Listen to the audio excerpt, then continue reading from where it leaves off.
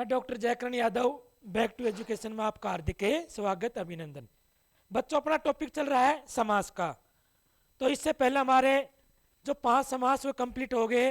आज हमारा जो महत्वपूर्ण समास है वो तत्पुरुष।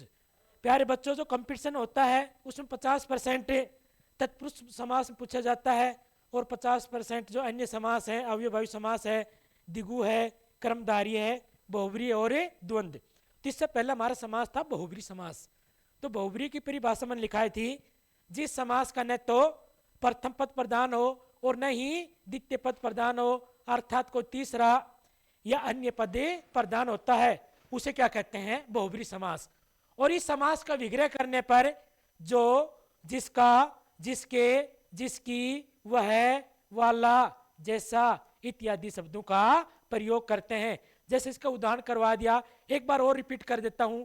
जैसे एक दंत है, त्रिनेत्र है, चतुरानन है, पंचानन है, पंजाब है, षडानन है, दशानन है, बारहसिंगा है, प्रधानमंत्री है, लंबोदर है, गजानन है और चक्रधर है, गिरिधर है, मुरारी है और सुग्रीव है, युधिष्ठिर है, चंद्र मौली है, विषधर है और जलधर। प्यारे बच्चों, इसके अलावा और भी हैं। तो ये क्या है? बहुब्रीहि समास में। अब हमारा मोस्ट जो समास है वह तत्पुरुष।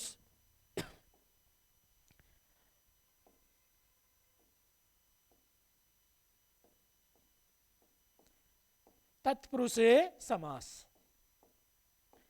प्यारे बच्चों, ये समास बहुत ही मोस्ट है। हरियाणा में जितने पेपर होते हैं एचएससी में, तो ज्यादातर 90% इसी में से प्रश्न उठाकर देते हैं। तो तत्पुरुष समास में हम 2 पद बनेंगे इसमें। देखो, एक तो क्या होगा, इसका खंडन करेंगे तत्पुरुष का। एक तो बनेगा तत्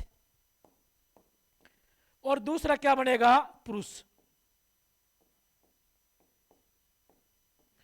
प्यारे बच्चों, तत्पुरुष में 2 पद निकाल लेंगे कल्पना के आधार पर। एक तो क्या बन जाएगा? तत् और दूसरा क्या बन जाएगा? पुरुष। अब इन दोनों का अर्थ निकालेंगे। तत् का अर्थ होता है तत् का अर्थ होता है उसका। बच्चों, तत् का अर्थ क्या होगा? उसका। और पुरुष का अर्थ होता है आदमी। तत् का अर्थ है उसका और पुरुष का अर्थ क्या होता है? आदमी। अब इन दोनों को जोड़ो आप लोग, तो क्या बनेगा? उसका आदमी। तो पूछ ले प्यारे बच्चों, तत्पुरुष समास का अर्थ है, तो हमारा उत्तर होगा उसका आदमी। तत्पुरुष समास का अर्थ क्या होगा? उसका आदमी। तो प्यारे बच्चों, किसका आदमी? पुरुष का आदमी या स्त्री का आदमी? तो प्यारे बच्चों, उसका शब्द एक आदमी। हम देखना होगा यह उसका शब्द पुल्लिंग है या स्त्रीलिंग। कई बार गांव में कहते हैं उसका आदमी छुट्टी आगा। तो बच्चों, जो उसका शब्द है यह क्या है? स्त्रीलिंग। यह शब्द क्या है? स्त्रीलिंग है, स्त्रीलिंग। और प्यारे बच्चों, आदमी है, यह क्या है? पुल्लिंग है। क्या है? पुल्लिंग। अब बता दीजिए, भारतीय समाज है वह स्त्री प्रधान है या पुरुष प्रधान है? भारतीय समाज स्त्री प्रधान है या पुरुष प्रधान? तो भारतीय समाज क्या होता है? पुरुष प्रधान। तो इस समास की परिभाषा क्या बनेगी प्यारे बच्चों? जिस समास का प्रथम पद कमजोर हो, जिस समास का प्रथम पद कमजोर और द्वितीय पद प्रधान हो, उसे क्या कहेंगे? तत्पुरुष समास। जिस समास का पहला पद क्या रहेगा? कमजोर और द्वितीय पद क्या रहेगा? प्रधान, उसे क्या कहेंगे? तत्पुरुष समास। प्यारे बच्चों, इसकी सेकंड परिभाषा है जो पेपर में पूछते हुए क्या पूछेंगे? कौन सा समास है जिसका उत्तर पद प्रधान होता है? तो हमारा उत्तर होगा तत्पुरुष। और तीसरी परिभाषा और पूछते हैं, हरियाणा एसआई में आई थी 2018 में, कौन सा समास है जिसका दूसरा पद प्रधान है? तो हमारा उत्तर क्या होगा? तत्पुरुष समास। जैसा हम इसको समझते हैं, जेब कतरा। प्यारे बच्चों, जैसे देखिए, जेब कतरा, जेब कतरा।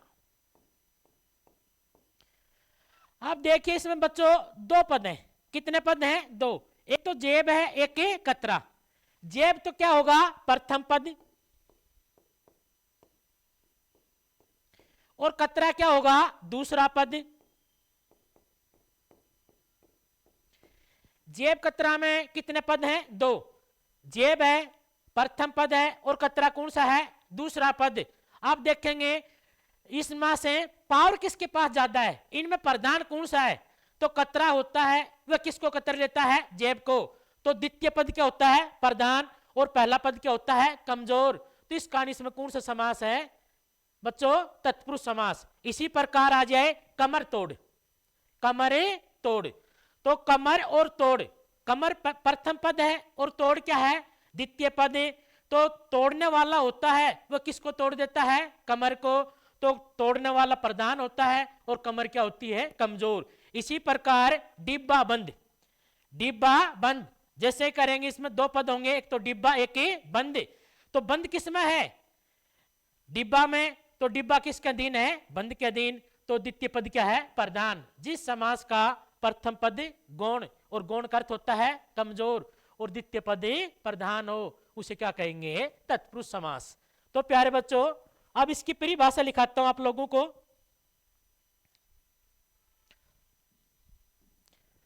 तत्पुरुष समास किसे कहते हैं, वेरी मोस्ट समास है तत्पुरुष समास।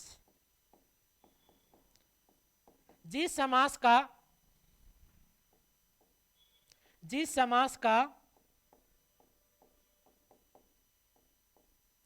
प्रथम पद गौण हो, गौण का अर्थ कमजोर,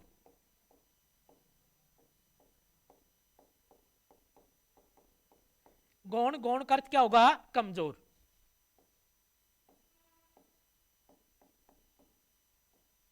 और द्वितीय पद प्रधान हो,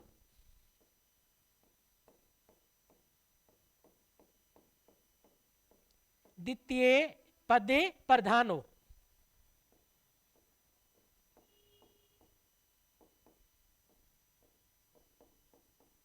उसे क्या कहेंगे, तत्पुरुष समास कहते हैं। उसे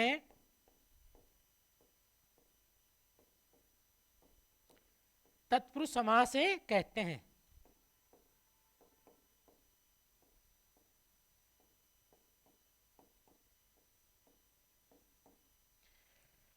दूसरी परिभाषा जो पेपर के लिए मोस्ट है, इस समास का उत्तर पद प्रधान होता है। इस समास का उत्तर पद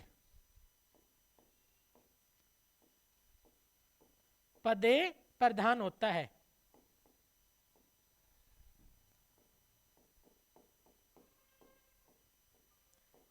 कई बार पूछेंगे कौन सा समास है जिसका उत्तर पद प्रधान होता है, तो हमारा उत्तर होगा तत्पुरुष।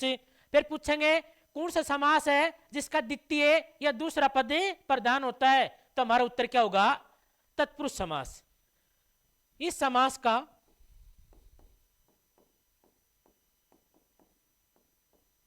द्वितीय या दूसरा हो भी सकता है, द्वितीय कह सकते हैं, या दूसरा पद प्रधान होता है।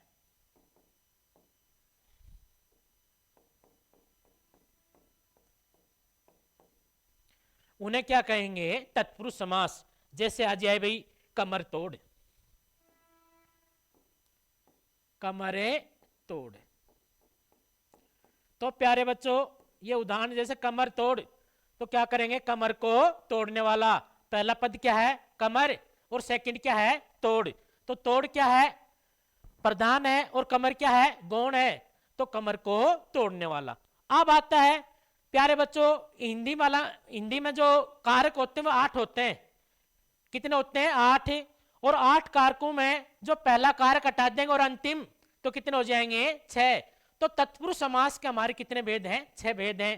कौन कौन से हैं, कर्ता को हटाओ, कर्ता को हटा कर कर्म तत्पुरुष, करण है, संप्रदान है, अपादान है, संबंध और अधिकरण। तो पूछ ले तत्पुरुष समास के कितने भेद हैं, 6। वो 6 कौन कौन से हैं। एक तरफ तो हम लिखेंगे समास, एक तरफ प्यारे बच्चों क्या लिखेंगे, समास। दूसरी तरफ लिखेंगे विभक्ति।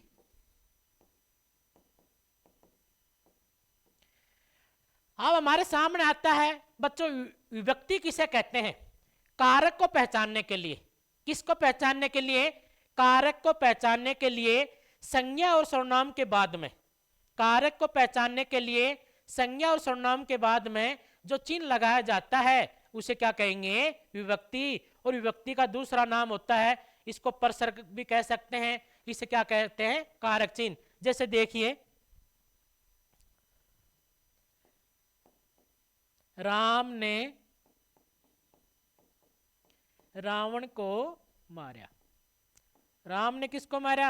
रावण को।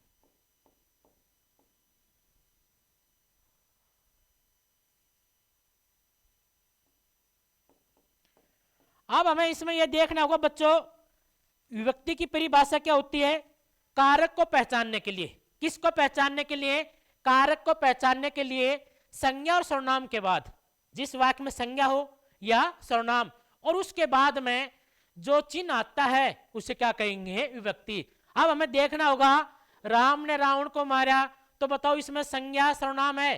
तो सर्वनाम तो है नहीं, इसमें दो संज्ञा है। वह दो संज्ञा कौन कौन सी है? एक तो राम है, एक क्या है? राम, और दूसरा क्या है? रावण।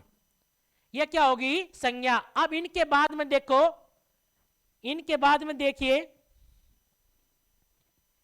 न और को, ये न और को, इनको क्या कहेंगे? विभक्ति। इनको क्या कहेंगे बच्चों? विभक्ति कहेंगे। ये हम आगे करवाएंगे, जो कारक का टॉपिक होगा उसमें क्लियर कर देंगे। कह रहे कि कारक को पहचानने के लिए जो संज्ञा और सर्वनाम का आगे बाद में जो चिन्ह लगाया जाता है उसे क्या कहेंगे? विभक्ति। तो इसमें दो विभक्ति हैं, राम ने रावण को मारा, एक तो ने का प्रयोग हुआ है, एक को का। तो राम संज्ञा है और रावण, इन दोनों संज्ञा है। तो दोनों संज्ञा कौन सी है? व्यक्तिवाचक संज्ञा है। इसी प्रकार देखिए, समास पहला है क्रम तत्पुरुष समास।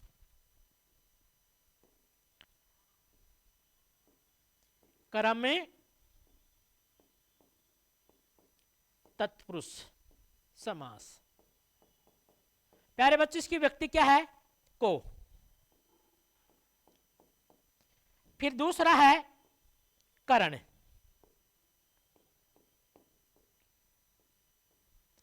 दूसरा क्या है? करण। और करण की क्या होगी? से या के द्वारा, से या के द्वारा। तीसरा आएगा संप्रदान।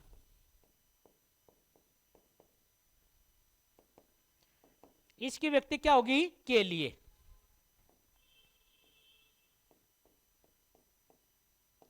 कौन सी होगी? के लिए। चौथा है अपादान।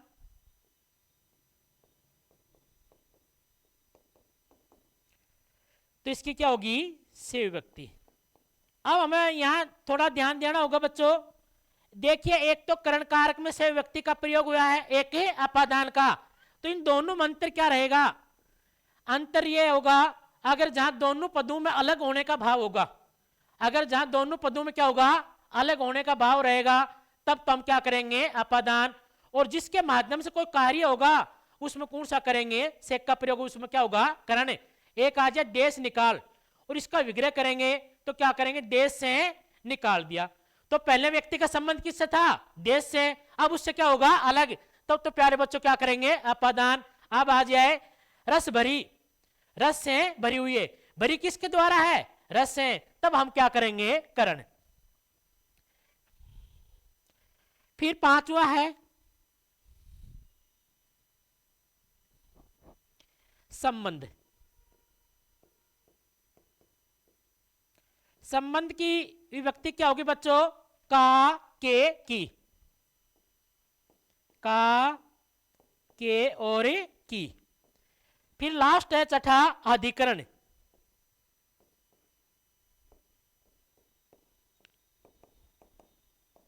अधिकरण में और पर। बच्चों, जो तत्पुरुष समास है इसको समझने के लिए हमें ये भेद याद होने चाहिए, और इन जो भेदों की जो विभक्ति है वे याद होनी चाहिए।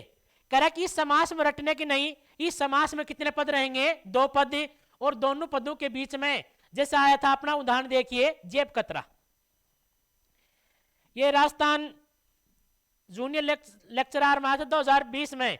जेब कतरा में कौन सा समास है, जैसे आगा जेब कतरा। अब बच्चों आपसे पूछेंगे जेब कतरा में कौन सा समास है, जेब कतरा में कौन सा समास है। तो प्यारे बच्चों इसमें रटने की आवश्यकता नहीं होगी। इसमें जो तत्पुरुष समास रहेगा इसमें 2 पद रहेंगे। कितने पद रहेंगे, 2 पद, और दोनों पदों के बीच में कोई ना कोई व्यक्ति क्या रहेगी, छिपी रहेगी। 2 पद रहेंगे और दोनों पदों के बीच में कोई ना कोई व्यक्ति क्या रहेगी, छिपी रहेगी। और जैसे इसका समास विग्रह करेंगे, जैसे इसका समास विग्रह करेंगे, और समास विग्रह करने में जिस व्यक्ति का प्रयोग होगा उसमें वही समास रहेगा। आप देखिए 2 पद हैं। कितने पद हैं, 2 पद हैं। एक तो है जेब, एक तो क्या है जेब, और दूसरा क्या है कतरा। इन दोनों के बीच में, किन के बीच में, जेब और कतरा के बीच में कोई ना कोई व्यक्ति का लोप है। लोप का अर्थ है इन दोनों पदों के बीच में कोई ना कोई व्यक्ति क्या है, छिपी हुई है। और जैसे इसका विग्रह करेंगे, और विग्रह करने पर जिस व्यक्ति का प्रयोग होगा उसमें वही कारक होगा। अब जेब कतरा का आप विग्रह करें, जेब में कतरा। अब हमें याद होना चाहिए में का अर्थ क्या होता है, अंदर। करेक्ट, जेब के अंदर कतरा होता है नहीं। अब आ जाए जेब के लिए कतरा, कतरा के लिए क्या जेब होती है, नहीं। अब आ जाए जेब को कतरने वाला, तो इसका सही समास विग्रह होगा क्या, जेब को कतरने वाला।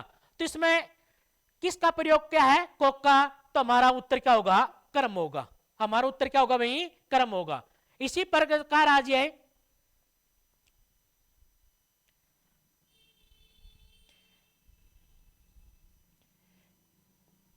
रसोई घर। क्या जाए, रसोई घर।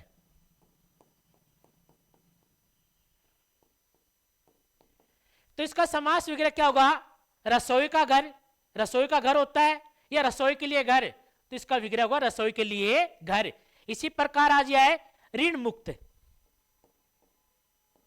ऋण मुक्त, तो बच्चों इसका समास विग्रह क्या होगा, ऋण का मुक्त होगा, या ऋण के लिए मुक्त होगा, या ऋण से मुक्त। तो कहेगा पहले व्यक्ति क्या था, कर्ज, अब उससे क्या होगा, मुक्त। तो ऋण से मुक्त, तब हम क्या करेंगे, अपादान करेंगे। क्या होगा उससे अलग। जैसे आ जाए वनवास, वनवास। अब दोनों का अर्थ होगा वन मानी वन, वास मानी निवास। वन का निवास हो, नहीं, वन में निवास। तो इसमें में का प्रयोग होगा, तो क्या करेंगे, अधिकरण करेंगे। क्या करेंगे, अधिकरण। इसी प्रकार आ जाए राष्ट्रपति, तो क्या होगा, राष्ट्र का पति। इसी प्रकार आ जाए विवाह मंडप, विवाह के लिए क्या चाहिए, मंडप। तो उसमें के लिए क्या हुआ, तो उसमें कौन सा आ जाएगा, संप्रदान। मन चाहा, मन को चाहने वाला, मन से चाहा हुआ। अब हम एक एक उदाहरण करवाते हैं प्यारे बच्चों। अब देखिए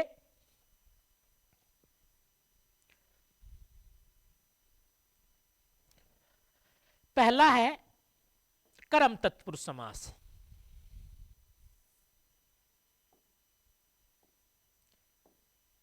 कर्म तत्पुरुष,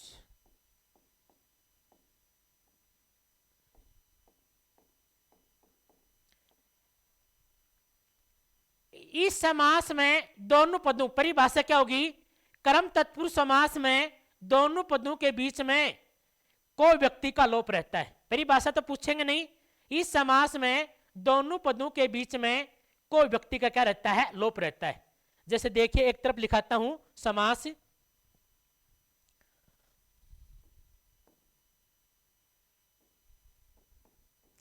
सेकंड तरफ क्या लिखेंगे, विभक्ति। समास विग्रह करेंगे, व्यक्ति तो नहीं लिखाएंगे, समास विग्रह।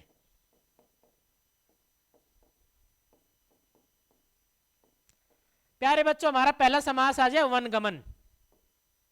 वन गमन, तो इसका विग्रह क्या होगा, वन को जाने वाला, वन को जाने वाला।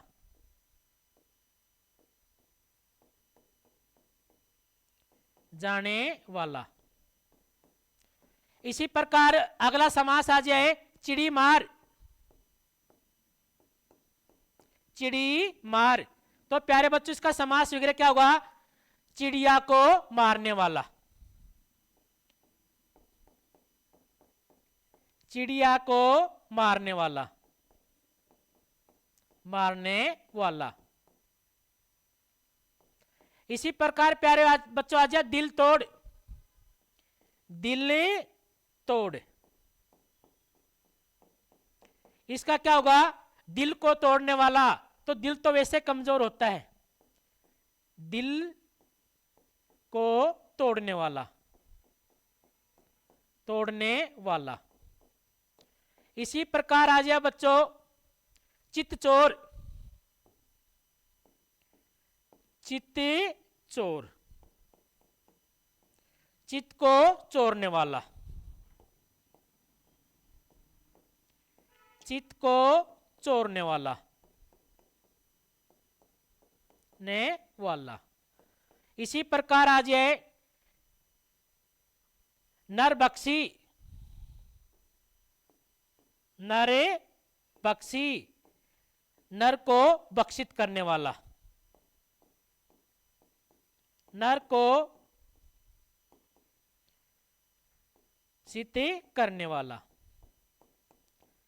करने वाला। इसी प्रकार आ जाए यश प्राप्त, यश प्राप्त। तो प्यारे बच्चों इसका समास वगैरह क्या होगा? यश को प्राप्त करने वाला, यश को प्राप्त करने वाला। बच्चों घने उदाहरण है, इनके लिए हमारी बुक है अनुष्का हिंदी व्याकरण, वह खरीद सकते हो। और उसको बुक को मंगाने के लिए हमारा व्हाट्सएप नंबर है 99 29 17 92 55।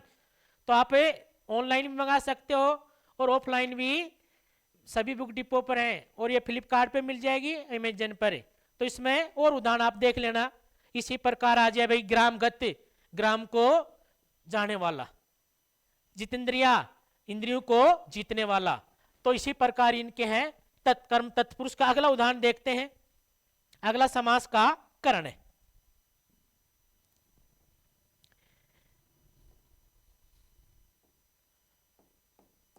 करण तत्पुरुष, समास और समास विग्रह।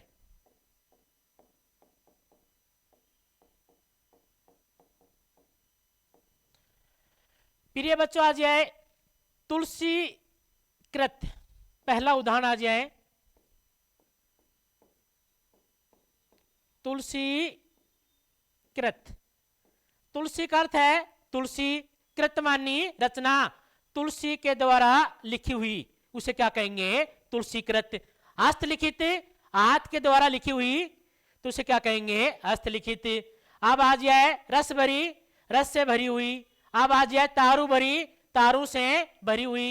इस समास की परिभाषा क्या बनेगी? दो पदों के बीच में से या के द्वारा व्यक्ति के क्या रहता है? लोप।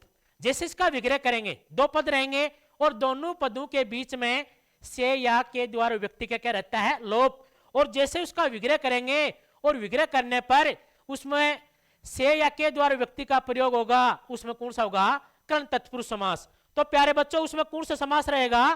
कर्ण तत्पुरुष समास। जैसे देखिए तुलसी द्वारा रचित,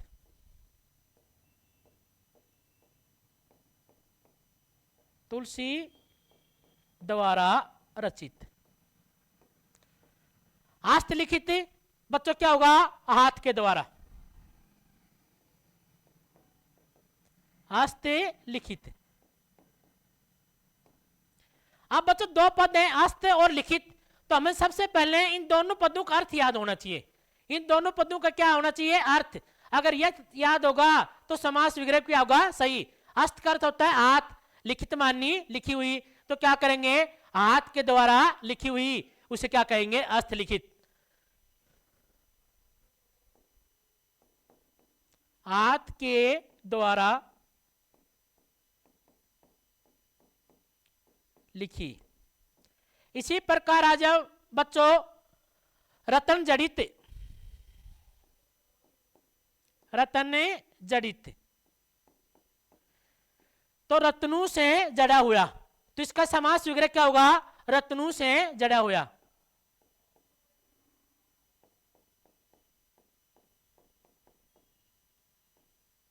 जड़ा हुआ।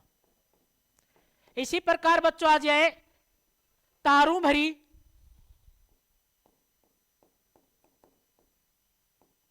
तो क्या करोगे? तारों से भरी हुई।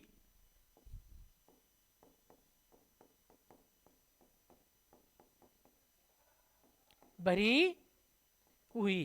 इसी प्रकार आ जाए रेखांकित, रेखा से अंकित,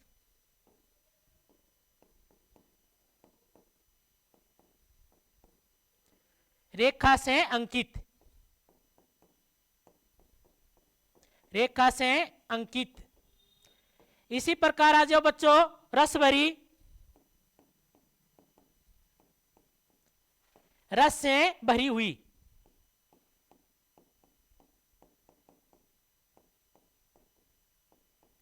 मन चाया, मन से चाहने वाला।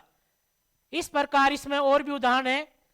तो कहने का अर्थ है अगर जिस समास में के से या के द्वारा व्यक्ति का प्रयोग होगा तो प्यारे बच्चों उसमें कौन सा रहेगा? कर्ण तत्पुरुष समास। तो उसमें कौन सा रहेगा? कर्ण तत्पुरुष समास। जैसे जलावर्त आ जाए, जल से आवर्त। इसी प्रकार अगला उदाहरण देखते हैं कौन सा समास है? तीसरा है संप्रदान।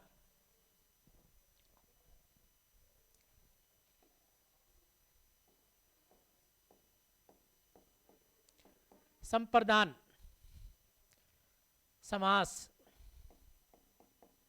और सेकंड तरफ क्या करेंगे? समास विग्रह। इसकी परिभाषा रहेगी दो पद रहेंगे और दोनों पदों के बीच में के लिए विभक्ति का क्या रहता है? लोप।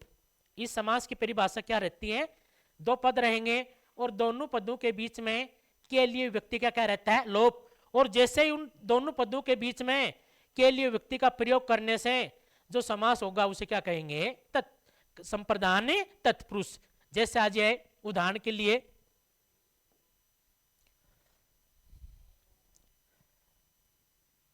गुरु दक्षिणा, गुरु दक्षिणा। तो प्यारे बच्चों क्या होगा? गुरु के लिए दक्षिणा,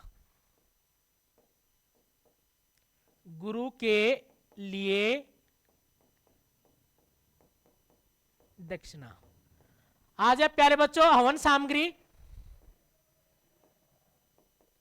हवन सामग्री। तो इसका समास विग्रह क्या करेंगे? हवन के लिए सामग्री चाहिए या अग्नि से हवन होगा तो क्या करेंगे? हवन के लिए सामग्री, हवन के लिए सामग्री। प्यारे बच्चों गौशाला, ये हरियाणा एचएससी में पेपर हुआ था, हरियाणा पुलिस का जो लड़कियों के पेपर में आया था। गौशाला में कौन सा समास है? गौशाला। तो प्यारे बच्चों इसका समास वगैरह हुआ गायों के लिए शाला। शाला का अर्थ है जहां निवास स्थान होता है।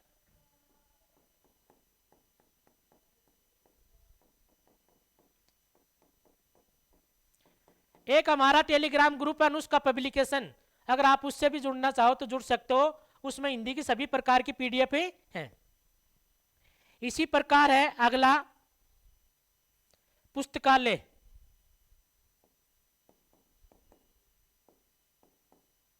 पुस्तक के लिए क्या चाहिए? आलय। आलय का अर्थ होता है भवन।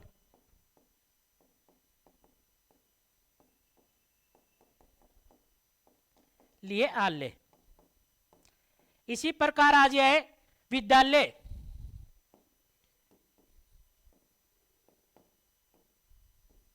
विद्या के लिए आलय।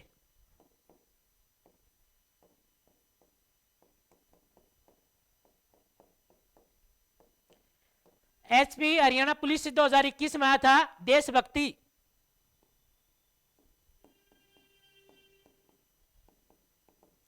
देश के लिए क्या चाहिए? भक्ति।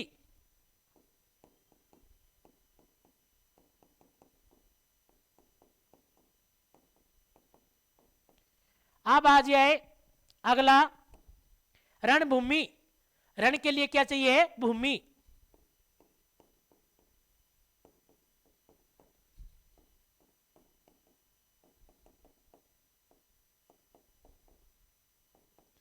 अब आ जाए रेल भाड़ा। रेल के लिए क्या चाहिए? भाड़ा। अब आ जाए घर खर्च। घर के लिए क्या चाहिए? खर्च। अब आ जाए विवाह मंडप। विवाह के लिए क्या चाहिए? मंडप। अब आ जाए लोकसभा। लोक के लिए क्या चाहिए? सभा। अब आ जाए विद्यालय। विद्या के लिए क्या चाहिए? आलय। इसी प्रकार प्यारे बच्चों और भी उदाहरण है, जैसे इसको हम निकालते हैं परीक्षा भवन। तो परीक्षा के लिए क्या चाहिए? भवन। अगला समाज देखते हैं अपादान। अपादान तत्पुरुष।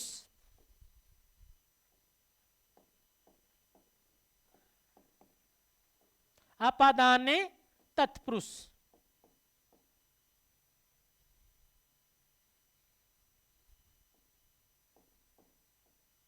और समास विग्रह।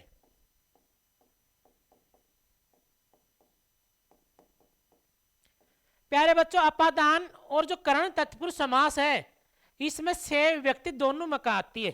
एक तो करण में भी आती है कि अपादान में। तो हम कैसे पहचानेंगे? अगर अपादान होगा तो दो पद रहेंगे। कितने पद रहेंगे? दो पद। और दोनों पदों में किसका भाव रहेगा? अलग होने का। एक पद दूसरे पद से क्या होगा? अलग होने का भाव प्रकट करेगा, तब तम करेंगे अपादान। लेकिन जब अलग होने का भाव प्रकट नहीं होगा तब हम क्या करेंगे? करण करेंगे। जैसे आ जाए रतन जड़ित। रत्नु से जड़ित। जड़ित किसके द्वारा है? रत्नु से। तो इसमें हम क्या करेंगे? करण। इसी प्रकार आ जाए देश निकाल। देश से निकालना। तो पहले व्यक्ति का संबंध किससे था? देश से। अब उससे क्या होगा? अलग। अब आ जाए जलावर्त। जल से ढका हुआ। अब आ जाए पाप मुक्त। पापों से मुक्त। तो किससे होगा मुक्ति? पापों से। अगर जिसमें अलग होने का भाव प्रकट होगा तब तो क्या करेंगे? अपादान। लेकिन जिसके द्वारा जो काम होता है, कर्ता जिसके माध्यम से जो काम करता है, उसमें सेक का प्रयोग होता है, तब हम क्या करेंगे? करण तत्पुरुष। प्यारे बच्चों इसकी परिभाषा क्या होगी? जब दो पदों के बीच में से व्यक्ति का क्या रहता है? लोप। दो पदों के बीच में किसका लोप होगा? से व्यक्ति का। और जैसे इसका विग्रह करने पर से व्यक्ति का क्या होगा? प्रयोग। एक तरफ लिखते हैं जैसे देश निकाल। अब इनकी उदाहरण निकालते हैं। देश निकाल।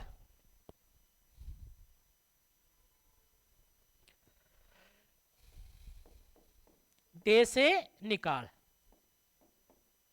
तो प्यारे बच्चों क्या करेंगे? देश से निकाल दिया।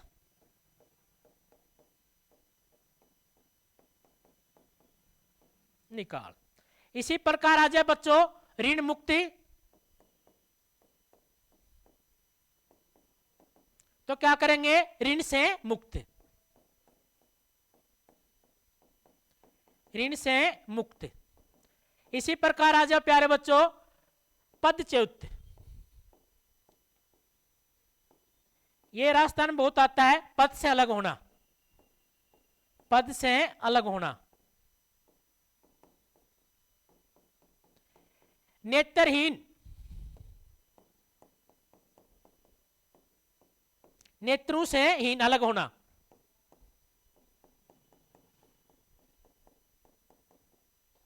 अलग होना।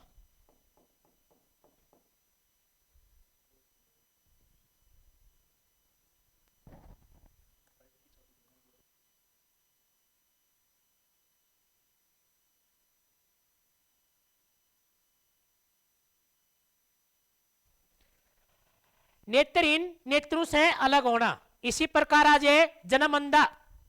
जन्म से क्या हो जाएगा? अंधा। इसी प्रकार आ जाए पद भ्रष्ट। तो क्या करूंगा बच्चों? पद से भ्रष्ट। इसी प्रकार आ जाए पाप मुक्त। पाप से मुक्त। तो ये किसके हैं? अपादान के। अगला देखते हैं।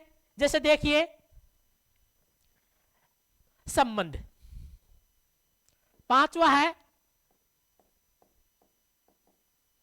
संबंध तत्पुरुष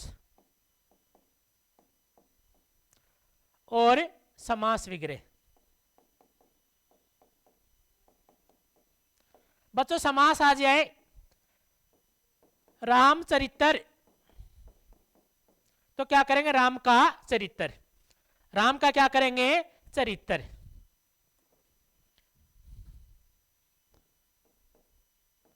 राम का चरित्र। आमचूरण,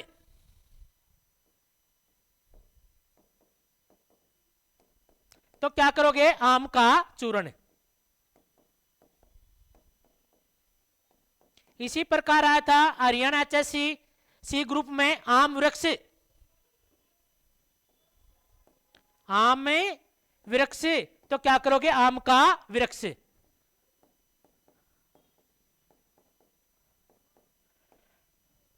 नगर सेठ, नगर सेठ, तो प्यारे बच्चों क्या करोगे?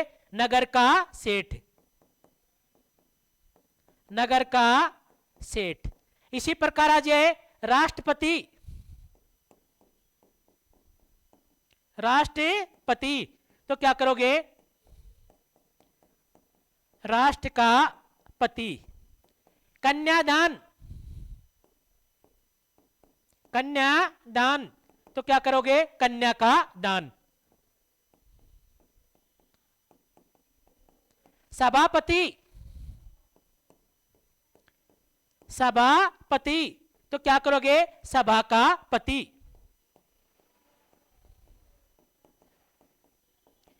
राजमाता,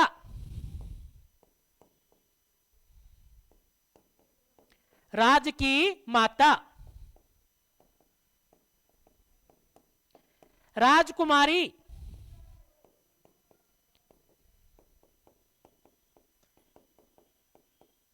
राज की कुमारी।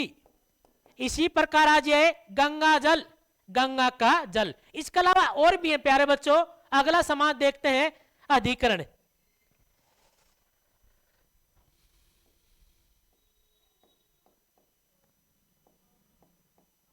अधिकरण,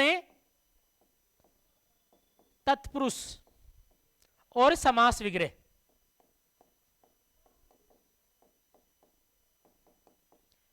इसमें क्या रहेगा? दो पद रहेंगे बच्चों। इस समास में दो पद रहेंगे और दोनों पदों के बीच में मैं और पर व्यक्ति का लोप रहेगा। किसका रहेगा? मैं और पर व्यक्ति का लोप रहेगा। और जैसे इसका विग्रह करेंगे और विग्रह करने पर मैं और पर का क्या होगा? प्रयोग। जैसे आ जाए जीव दया, जीव परे दया। घुड़सवार, घोड़े परे सवार। रेलगाड़ी, रेल पर चलने वाली गाड़ी। दही बड़ा, दही में डूबा हुआ बड़ा। जल मगन, जल में मगन। प्रेम मगन, प्रेम में मगन। इस प्रकार की इसके उदाहरण है। जैसे देखिए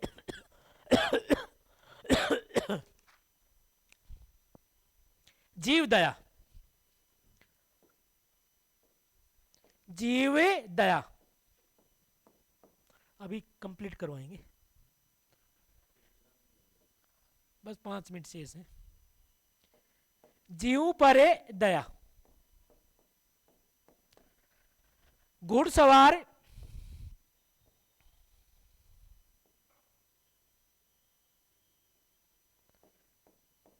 सवार, घोड़े परे सवार।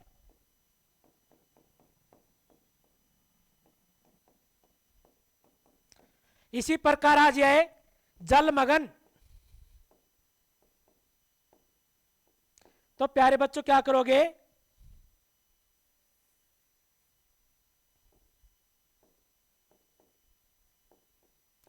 जल में मगन।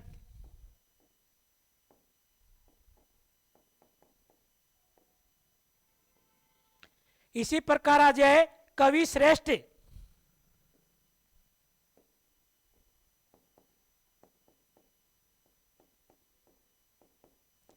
कवियों में श्रेष्ठ।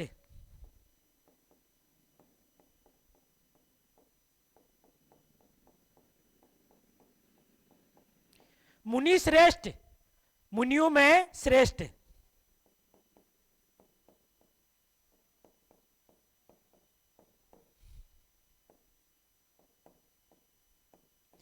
मुनियों में श्रेष्ठ।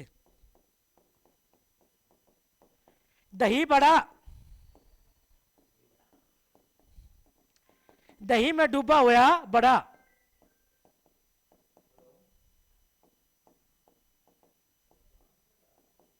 वह बड़ा। रेलगाड़ी,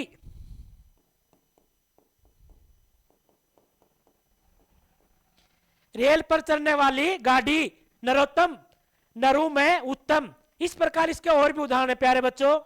अब हमारा लास्ट है नन तत्पुरुष समास। आज हमारे समास का टॉपिक कंप्लीट। प्यारे बच्चों अगला टॉपिक जो पढ़ना चाहते हो आप कमेंट्स में डालिए। जैसे है नन तत्पुरुष समास, ये कई बार आता है। प्यारे बच्चों कोई भी शब्द होगा जिस शब्द के पहले संस्कृत के 2 उपसर्ग, संस्कृत के कितने उपसर्ग हैं? 2।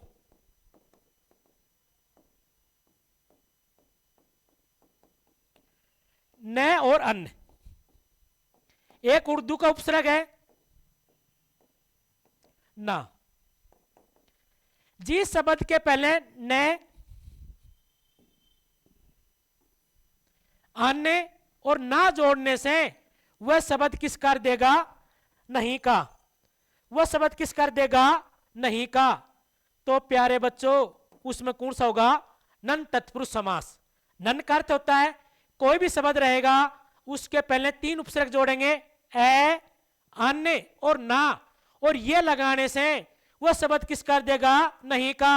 अब आ जाए जान, अनजान, तो आ जाए बन, अनबन। अब आ जाए कार्य, अकार्य, काल, अकाल। इसी प्रकार पसंद, नापसंद, नालायक, नालायक, पाक, नापाक। आज हमारा टॉपिक समास का कंप्लीट। अगर वीडियो अच्छी लगी तो ज्यादा से ज्यादा शेयर करो और लाइक करो। थैंक यू और धन्यवाद।